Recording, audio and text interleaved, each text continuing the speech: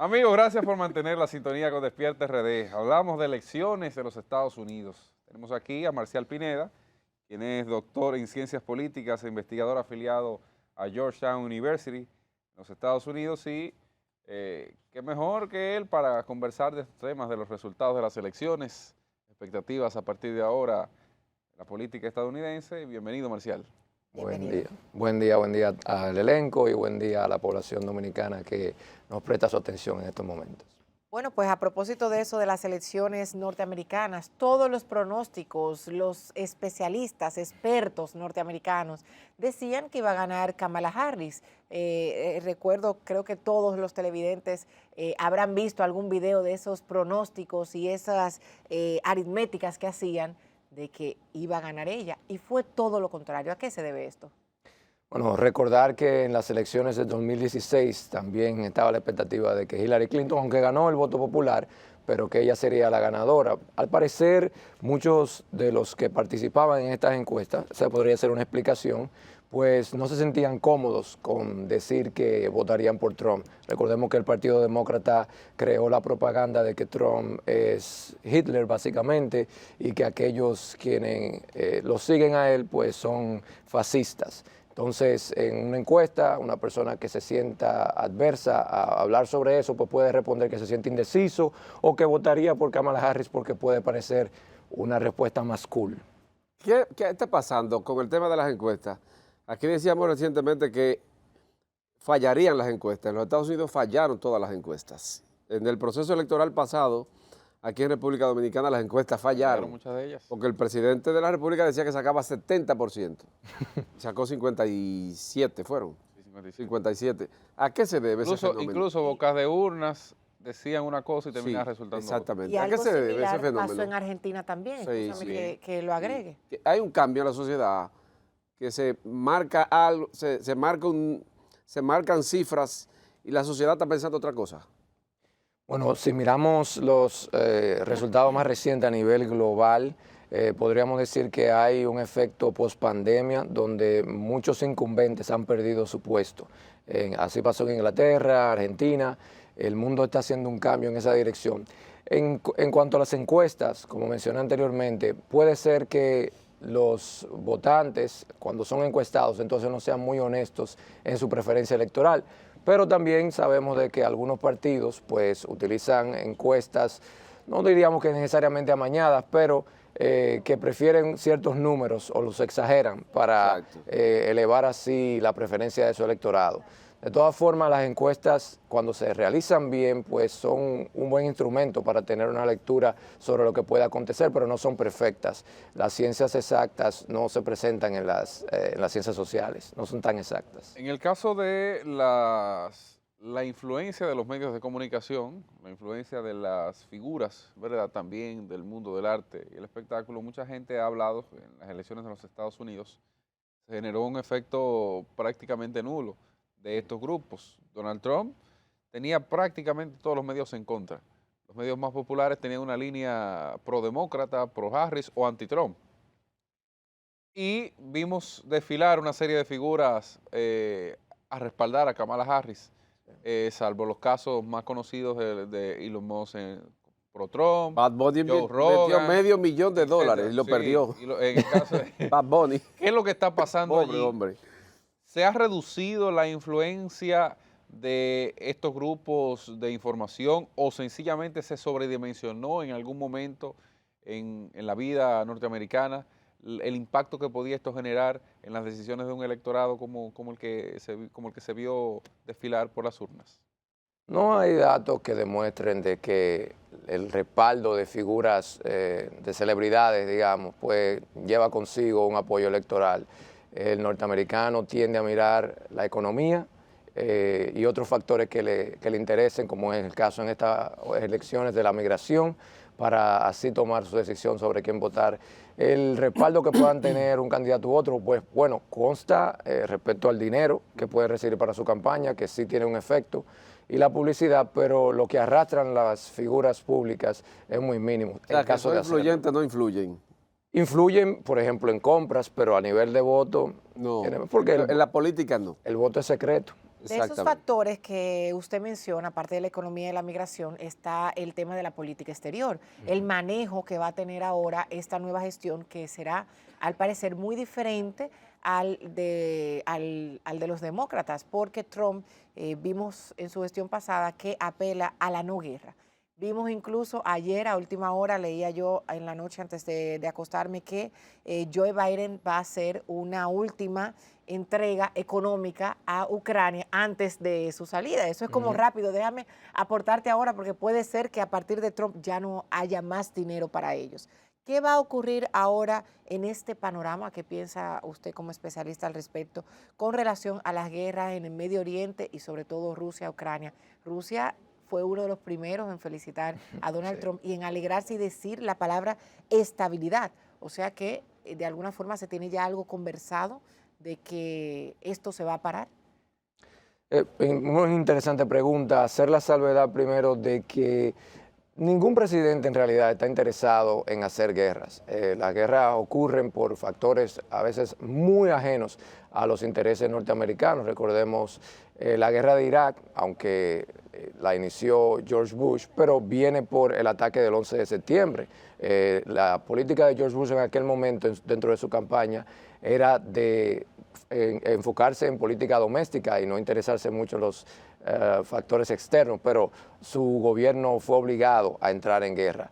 La guerra de Ucrania y la guerra que se desencadenó en Gaza, pues no tuvieron ninguna influencia norteamericana en sus inicios. Entonces, la guerra como tal, ningún presidente de ellos la quieren. Ahora bien, con la presidencia de Donald Trump se espera de que se pueda llegar a un arreglo con Rusia. Indudablemente ese arreglo le convenga a Ucrania, aunque pudiese ser que algo de ello requiera de que Rusia retire sus tropas, o por lo menos de una parte del territorio de Ucrania. En cuanto a la guerra de Gaza, en algo que coinciden el Partido Demócrata y el Partido Republicano, es en el escalamiento del conflicto hacia Hezbollah e Irán. Entonces, en esa dirección las cosas continuarán. Las malas noticias son más precisas para los habitantes de Gaza, los palestinos en Gaza, porque con el Partido Demócrata la expectativa es de que hubiese un trato más humanitario. Trump dijo en una entrevista que los israelitas, Israel tiene que terminar el trabajo, con lo cual quería decir de que él tiene muy poco preocupación sobre lo que pase con los palestinos en Gaza. Bueno, y muchos refugiados de ellos se encontraban en Michigan, que era uno de los estados péndulos, y votaron al final por Trump.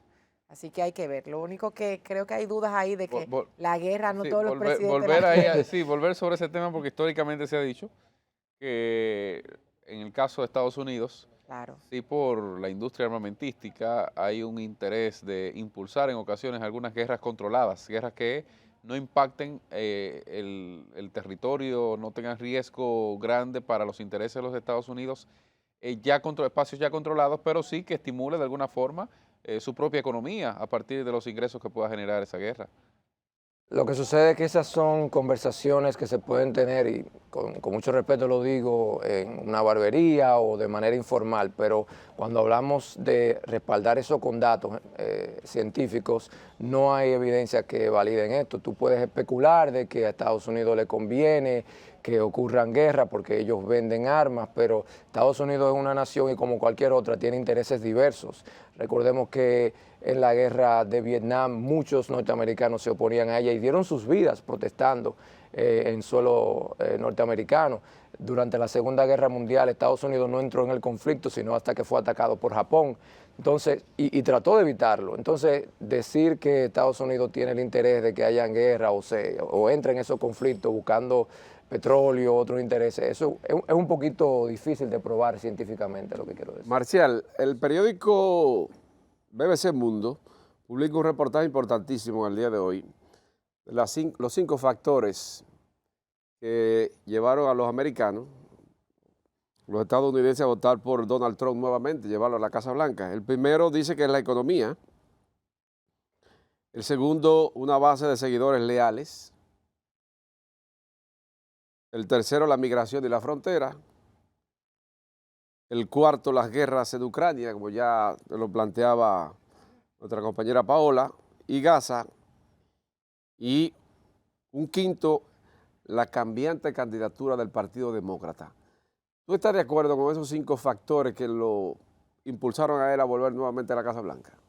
Claro que sí, podríamos agregar más, hacer la salvedad quizá en el primer punto de que la economía en Estados Unidos en estos Ese momentos... es el principal. Exacto. No está en mala condición, la tasa de desempleo es baja y la inflación se ha reducido considerablemente. Sin embargo, la pandemia ocurrió hace unos 4 años y está en la memoria de los norteamericanos los precios a los que podían adquirir ciertos productos y servicios previo a la pandemia. Esos precios ya son imposibles de alcanzar hoy en día. Las cosas en los supermercados, los vehículos y ciertos servicios han explotado. El comprar una vivienda se ha hecho algo prácticamente imposible. Pero entonces esto usualmente se le culpa al incumbente, aunque está demostrado de que los presidentes tienen a veces poca influencia sobre lo que ocurre en la economía, el incumbente, bueno, se lleva el crédito o el castigo dependiendo de cómo se encuentra en ese momento. Es la inflación lo que realmente están castigando. Pero, excúsame, Paola, pero ustedes han analizado cómo piensa la sociedad, no solo la americana, sino la sociedad a nivel mundial. Por ejemplo, Donald Trump tiene 32 cargos criminales en su país y logra la presidencia de la República. Frente a todos estos factores negativos, logra nuevamente la presidencia de la República y con mayor fortaleza, porque gana el voto popular, gana todos los colegios electorales, llegando a un número altísimo y logra el Congreso, logra la Cámara Alta. Y está en veremos la Cámara de Representantes también. O sea, ¿qué pasó en la sociedad americana con esto que ocurrió con Donald Trump? Bueno, 2 visiones. Por un lado, una gran dicotomía de que un país que se jacta de ser un país del imperio de la ley, pues permita que una persona que ha sido, como tú mencionaste, condenado por diferentes cargos, pues llegue a la presidencia de la República. Ahora, hay otra visión también, que es que esta persecución fue meramente política, de que los demócratas se enfocaron en perseguirlo a él sobre cosas que, digamos, si bien... ¿Entiende que esos 32 cargos fueron fabricados? No creo que serían fabricados. De hecho, yo entiendo... Políticamente. Entiendo que lo que ocurrió en enero 6 de 2021 fue provocado por él y ahí hubo personas que perdieron sus vidas. Exactamente. Y él, pues, todos escuchamos las grabaciones llamando al gobernador de Georgia, pidiéndole que aparecieran una cantidad de votos para él ganar y pidiéndole a Mike Pence de que no validara la elección de Joe Biden. Entonces, esos fueron delitos. Sin embargo, habrán quienes lo ponen en una escala y dicen, bueno, esto no es tan grave como para prevenirle a él que sea el candidato a la presidencia. Me imagino que eso fue lo que ocurrió. Hay una disyuntiva ahora. Con este triunfo de él, 4, perdió, vuelve, puede aspirar nuevamente en el 28. No, ya hay una enmienda que prohíbe eso, lo hace constitucional. Pero ocurrió en una ocasión de que el presidente Stephen Cleveland pues se religió igual que Donald Trump, aunque él, la vez que perdió en el periodo pasado, ganó el voto popular. Ahí permitió, se abrió esa compuerta. Es Pero el antecedente jurídico que hay en Estados Unidos. Pero él no participó por un tercer periodo. Okay, no lo hizo. Okay. Mire, Marcial, el tema del impacto, ahorita hablábamos sobre cómo el mundo podía percibir la llegada nuevamente al poder de Donald Trump. Uno se pregunta, en una economía donde los BRICS, por ejemplo, están acaparando una buena parte del mercado, un constante crecimiento, ya están cerca del 40% prácticamente de la economía global, BRICS y aliados, BRIC Plus. Y ahora ampliado. Sí, por eso digo aliados. Sí. ¿Podría Donald Trump de alguna forma detener eso que se generó con esos países? ¿Podría ser la consolidación ya de otros países como Rusia, China, ya como un mundo multipolar, no solamente enfocado en Estados Unidos?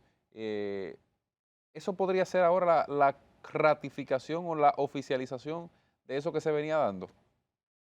Interesante pregunta. Las políticas públicas todas no son una ciencia exacta, al igual como las encuestas. Entonces, ya Trump ha prometido de que aumentará aranceles a los países, hasta un 100%, hasta un 200% a los países que se rehúsen a utilizar el dólar como su moneda de reserva. Esto podría ser un gran castigo a esas naciones que están confabulando, digamos, o uniéndose en contra de la economía americana. Pero habrá que ver si eso resulta entonces en que ellos realmente reviertan eso y vuelvan a adoptar el dólar como su moneda de reserva. Entonces, el control que pueda tener Donald Trump sobre las decisiones de esas naciones es limitado, pero definitivamente que si él cumple con su promesa, habrá conflicto económico en el mundo. Pero por qué usted dice en contra de la economía norteamericana si esos países lo que dicen es colocar una moneda única para el manejo, para el comercio internacional? Bueno, porque al no adoptar la moneda, el dólar como su moneda base, entonces eso hace que Estados Unidos pierda influencia. Pero al final no es el propósito por un lado, pero quieren no monopolizarlo. Es una lectura que tú le puedes dar, pero los norteamericanos, asumo yo, la lectura que le dan es de que al perder influencia en ese mercado, entonces ellos los están antagonizando y están limitando el espacio en el que Estados Unidos puede Nosotros manejarse. no quisiéramos bueno, que usted se fuera sin hablar un poquito del ámbito local. Hace poco mi compañero Cristian hablaba de una de las huelgas que va a tener el Colegio Médico Dominicano y mencionábamos entre todos también otras que se han sumado, la de profesores, diferentes gremios. Esto prácticamente al inicio de un segundo mandato del PRM. ¿Por qué se está dando esto de que estos gremios están protestando? ¿Y qué lectura le da usted como especialista? Yo realmente estoy hasta cierto punto desconcertado con el gobierno de Luis Abinader, sobre todo el que acaba de iniciar. A veces no sé si se trata de incompetencia o de que ellos de manera deliberada están saboteando ciertas cosas. La realidad que no sé, porque han cometido varias pifias generando sonido e inconformidad en la población innecesarios, que el presidente y su gabinete, la realidad es que deberían de revisarse. El que los gremios ahora pues arranquen prácticamente su periodo de gobierno antagonizándole, eso debe de ser un aviso de que el gobierno no tiene el respaldo que recibió en las urnas hace unos cuantos meses. Entonces, para poder restaurar la confianza, pues yo espero que empiecen a tomar decisiones un poco más acertadas o que por lo menos dejen de hacer y que las cosas marchen con tranquilidad. Bueno, Marcial Pineda, Muy bien. gracias por acompañarnos esta mañana en Despierta RD. Él es doctor en Ciencias Políticas, investigador afiliado de la Georgetown University en los Estados Unidos.